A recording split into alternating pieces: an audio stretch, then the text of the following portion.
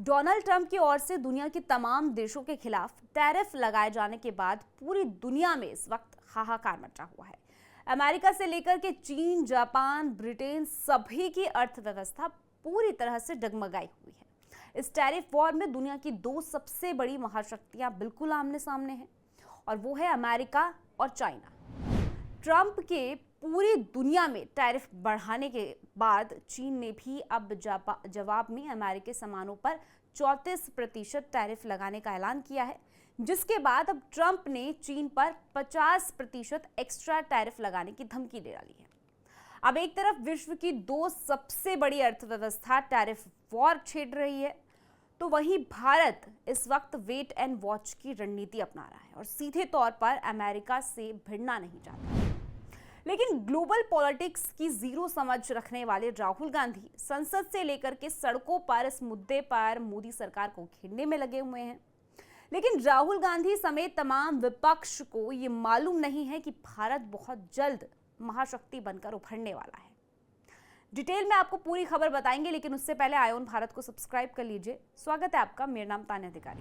देखिए, जब से अमेरिका के राष्ट्रपति डोनाल्ड ट्रंप ने पूरी दुनिया के खिलाफ टैरिफ वॉर छेड़ दिया है, विश्व भर के देशों की अर्थव्यवस्था का जो हाल हुआ है वो पूछिए मत। शेयर मार्केट में बेतहाशा उतार चढ़ाव देखा जा रहा है। स्टॉक मार्केट से लेकर के तमाम अंतर्राष्ट्रीय संस्थान तहस महस हो गई है। यहाँ तक कि खुद अमेरिका भी बर्बाद होने के कगार पर है। खुद वहां के लोग ट्रंप की नीतियों के खिलाफ प्रदर्शन कर रहे हैं।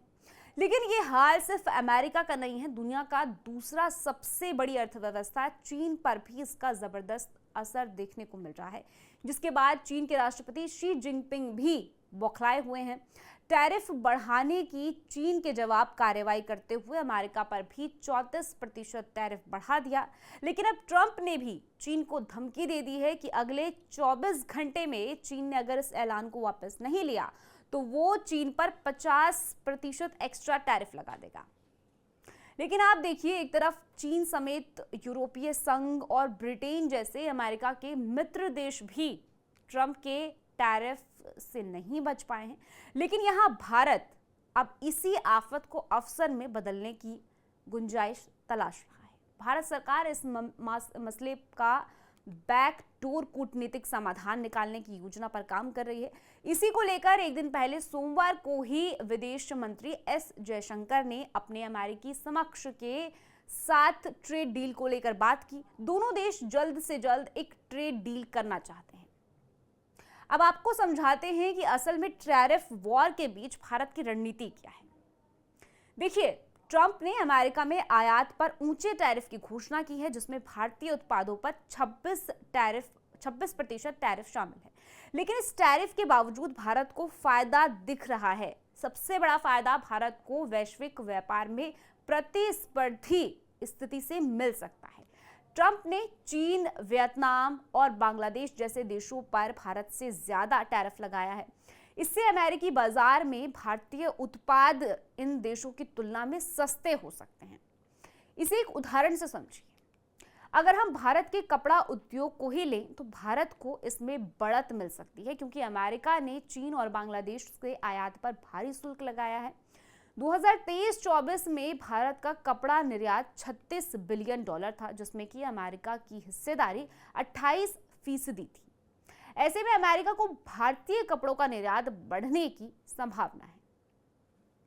दूसरा फायदा घरेलू उद्योगों से जुड़ा हुआ है। देखिए, अमेरिका टैरिफ के जवाब में भारत भी अपने आयात शुल्क में बदलाव कर सकता है, जिससे कि स्थानीय जो लोकल निर्माण है उसको बढ़ावा मिलेगा। इससे रोजगार के और भी अवसर बढ़ेंगे।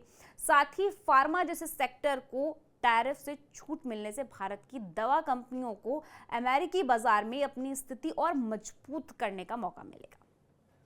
इसका तीसरा फायदा भी, अगर अमेरिका चीन के बीच टैरिफ विवाद बढ़ता है तो अमेरिकी कंपनियां अपनी सप्लाई चेन में चीन से हटकर भारत जैसे देशों में कर सकती है। ऐसे में ये भारत के लिए अपने निवेश और निर्यात को बढ़ाने का एक सुनहरा मौका हो सकता है। और इतना ही नहीं, इसकी झलक अब भी देखने को मिल रही है। एक रिपोर्ट के मुताबिक सैमसंग और एप्पल जैसी टेक कंपनियां अपने भारतीय प्लांट से अमेरिका को प्रोडक्ट निर्यात करने की दिशा में काम कर रही है और यही अब होने वाला है, क्योंकि भारत विश्व की 5वीं सबसे बड़ी अर्थव्यवस्था है और तेजी से बढ़ती अर्थव्यवस्था है और भारत में पूरे एशियाई देशों में अमेरिका ने सबसे कम टैरिफ लगाया है, जिससे विश्व भर की कंपनियां अब भारत की तरफ आकर्षित हो रही है और भारत को इसका फायदा बहुत जल्द मिलने वाला है। फिलहाल के लिए इस स्टोरी में इतना ही। पूरी खबर को लेकर आपकी क्या कुछ राय है, कमेंट सेक्शन में जरूर बताइएगा। बाकी देश और दुनिया की ऐसी खबरों के लिए आप जुड़े रहिए आईएन भारत के साथ।